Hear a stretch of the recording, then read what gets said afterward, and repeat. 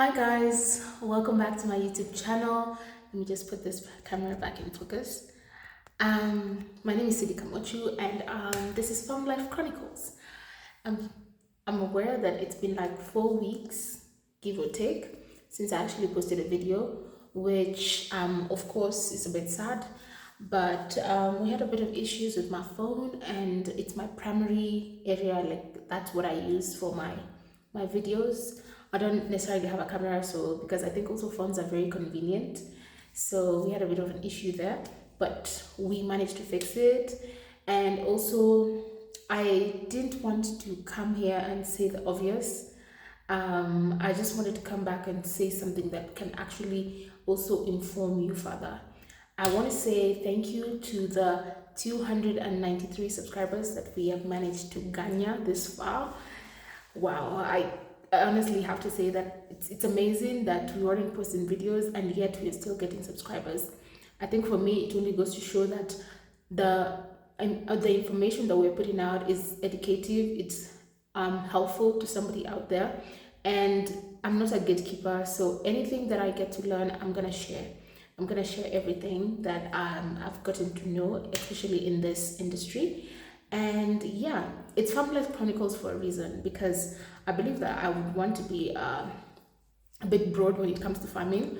Of course, I don't like the farming that involves kulima, but the other types of farming things, like the poultry, that really works for me personally because I understand it more. But anyway, so I always like to get straight to the point. I don't like, I've been watching YouTube videos, and a lot of times you want to watch a video and already the title has said fundamentals of business, and then now it's a whole 5 minutes and this person has not spoken about these fundamentals of business, and so you get quite bored and you leave the video before it even goes to start. So that's 2 minutes of introduction. And again, if you have not subscribed, please do subscribe to my channel and like, share, comment. I always comment. Like, I would never fail to comment. If you've commented, and I always reply back. Always. If that's actually the term, I'm not commenting, but I always reply. Anybody who comments, I make sure I reply. Be it a question, be it what, I reply. And I reply to the best of my understanding and also to the best of my knowledge. Okay? So anyway, straight on to the video. So also, when we were away, we of course experienced a bit of challenges. I always call them a bit because sometimes life is just life, and along the way you always have bumps, which is kawaida. And whenever you start businesses, and in general everything about life has its good and bad. I mean, you just have to pick which hard you want.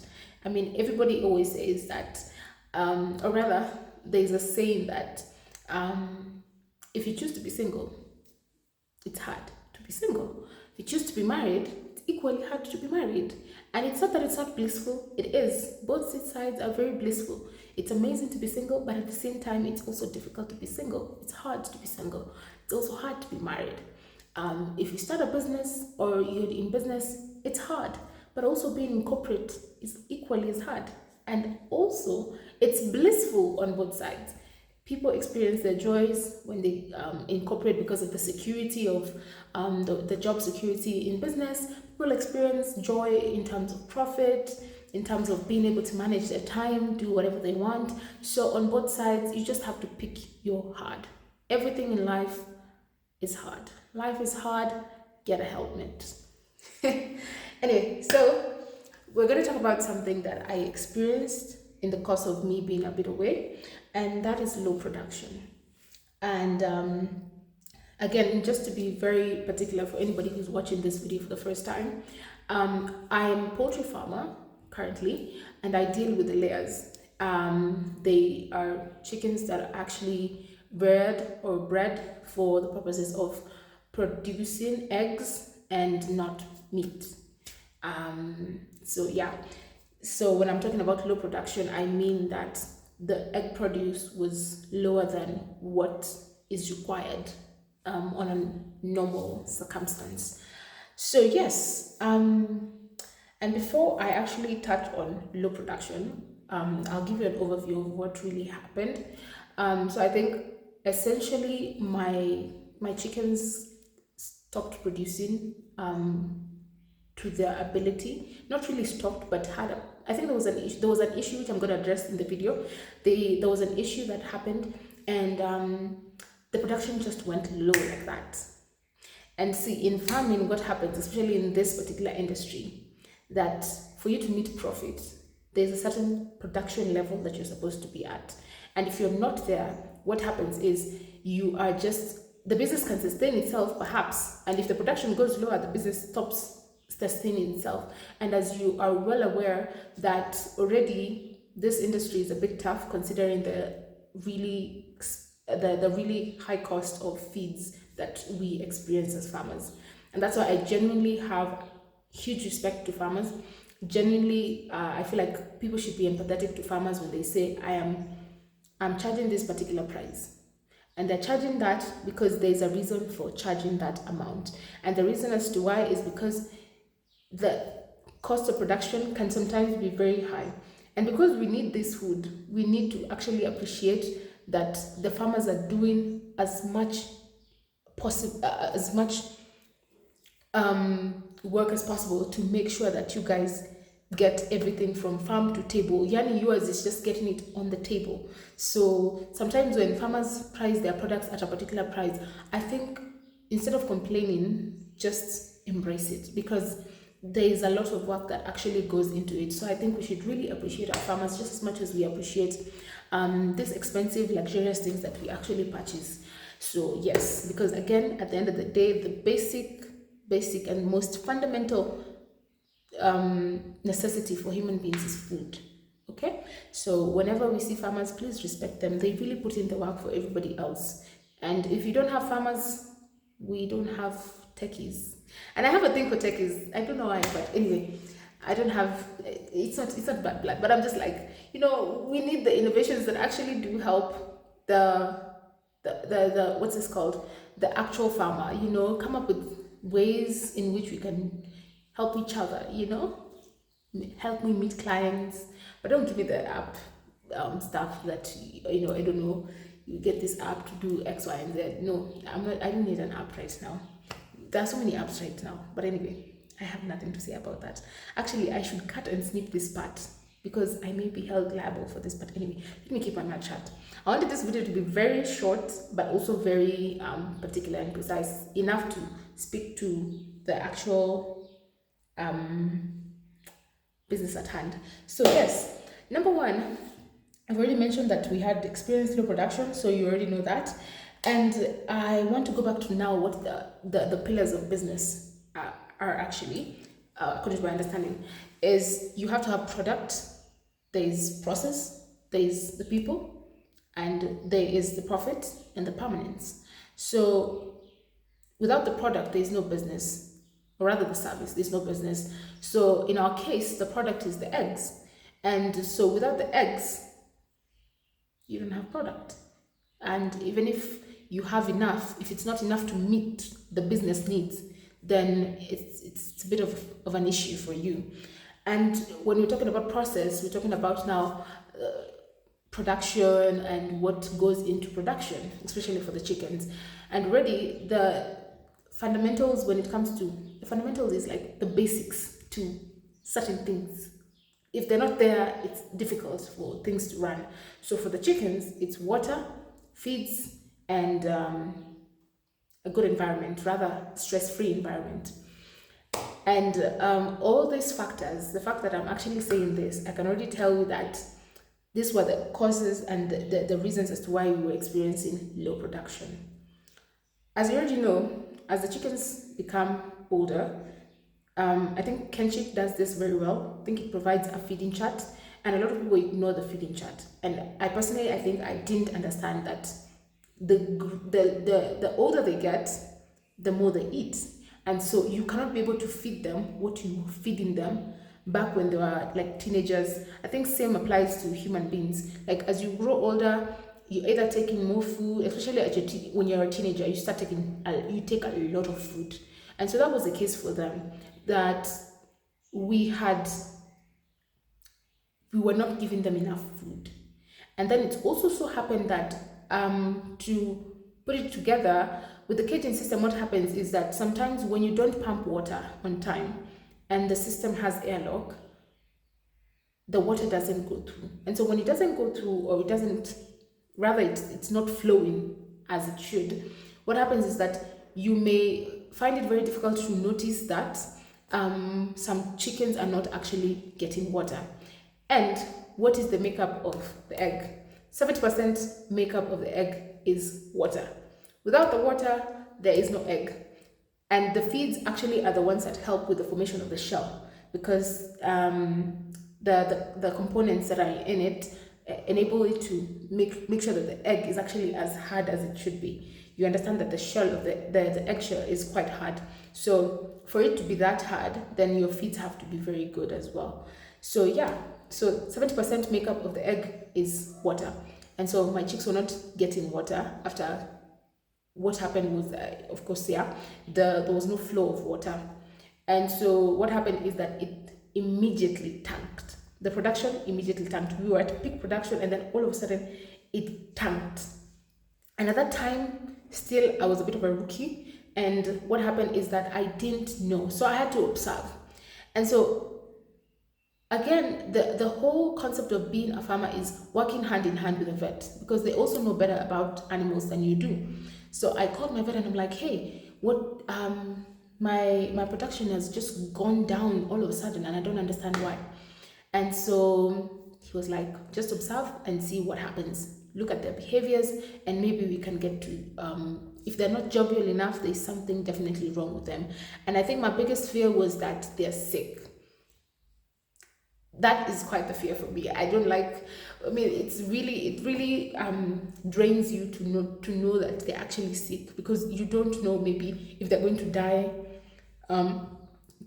or they're going to infect others, and then all of a sudden you have like no flock at all. So anyway, I was a bit level-headed at the time, and I still am. I still have managed to remain level-headed about all these things, which I think is a very key attribute for an individual doing business, that you just need to be level-headed. Panic, you cannot panic. You have to stay calm.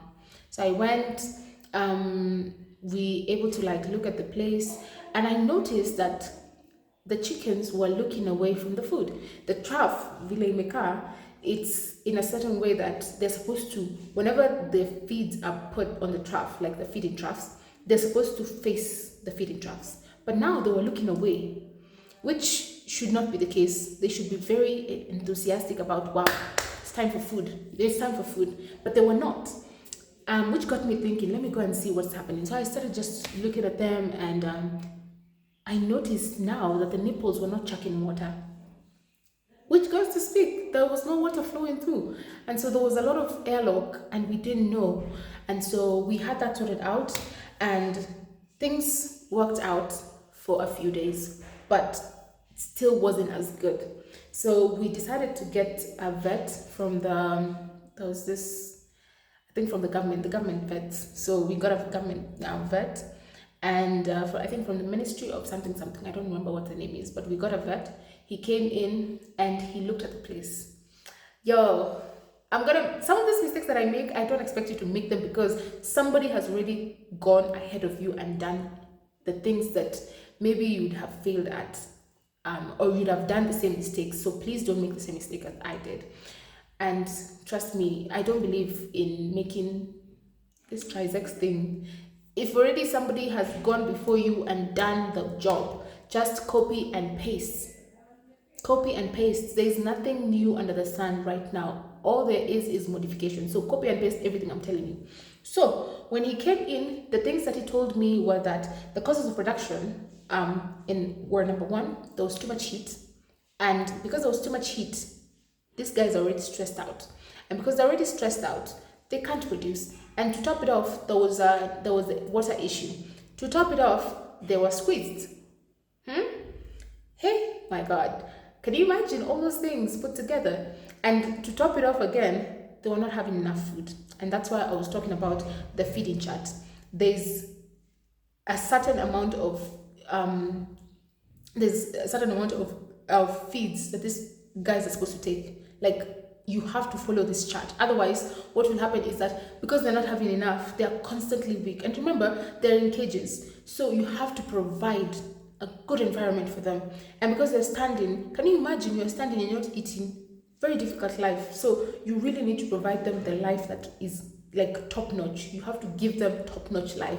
Its feeds, it has to be a lot, enough actually, more than enough for them that they can feed on it. And I'm not saying that you need to waste the feeds, but you have to check that they are having enough, because if they don't have enough, it's only a matter of time until they're not producing anymore. And I know that a lot of people love to take shortcuts. People like to know facts, but the fact is that they're not going to produce anything for you. So the heat, they were squeezed, they had insufficient water because of the flow of water not being there, but that we were able to cater to, or like rather fix. What else? And the heat. So the heat was also due to of course the weather conditions. The place is already so hot, and now because now they're already squeezed, now it even becomes worse because I can't even flap my wings to reduce the heat. So you constantly find them doing, so they're always like they're doing this thing with their mouth. It's always open, and they only do that so that they can allow for there to be a bit of circulation, so that they can at least rid themselves of this heat that is too much. So those were the causes that were leading to low production on my part. Some of the recommendations that I was given for that particular issue were, number one, they're squeezed, redistribute them. Number two, they're not having enough feeds, add more feeds. Very kawaida things, but they really make a difference. They don't have enough water. Make sure you're always checking the nipples to ascertain that there is always water. Because man is to err, and you could forget, it could have probably happened and you didn't know. So just constantly check. Whenever you're giving them the feeds, or rather you have somebody there who's giving the feeds, always let them know that they need to check the nipples constantly. Always, always, always. So aside from checking the nipples, we added the feeds. And I always say, please work with good feeds. Don't work with substandard feeds. Always work with good feeds, because if you work with substandard feeds, or rather you keep changing and you're moving from one company to the other, what will happen is that you will confuse these birds, and what will happen is that they will have issues. And they may not have issues at the start, but somewhere in between, something is going to happen. And another thing is that I was also told to use poultry microbes. I'll also link the microbes that I was told to use, but I'm pretty sure if you know a thing or two about farming, if you go to the vets or you go to an agro vet, they will be able to show you which poultry microbes that you need to use. They really help with the production part. And also you can also use Sidai. Sidai is a very good, for me, I think it's a very good multivitamin. So yeah, poultry microbes is also a multivitamin that you can use, and it's really, really good. Personally, I think it's really helped me. So I'm also speaking from my own experience. I know it has really helped me. Poultry microbes and Sidai. And the poultry microbes will always look like molasses at some point, but it will, after some time, it aisha too. You get it? So yeah, you put Sidai, and maybe later on, and you have to make sure that you're giving these guys multivitamin as often as possible. So yeah, so I've been able to touch on all those areas. I hope this video is helpful for you, and I always say that it's very important for me to do such videos, because I think sometimes people feel isolated when they're facing issues, and they don't know if other people are also facing the same issue. So here I am to tell you that we face that issue, and that is how we're able to deal with it. And more than anything, I'd love to emphasize on the fact that you need to involve your vets every single time. Every single time. Please, they are going to hold you on this journey. So please, and copy and paste. Copy and paste. Do not mess around to find out. Just copy and paste, Don't just copy and paste. Whatever I'm telling you, apply. Don't even ask. Don't just apply, okay? And apply also and involve your vets. They know better. And I'm gonna end the video at that. And I'm also going to do another video, and the next video is going to be more of business oriented rather than production oriented. And I hope to see you guys. If you haven't already, please do like, share, subscribe, and tune in for the next video. I hope this video is helpful, and I am here to hold you as you go on this journey, and I'm here to give you tips to the best of my ability. See you next time. It's been lovely. Thank you.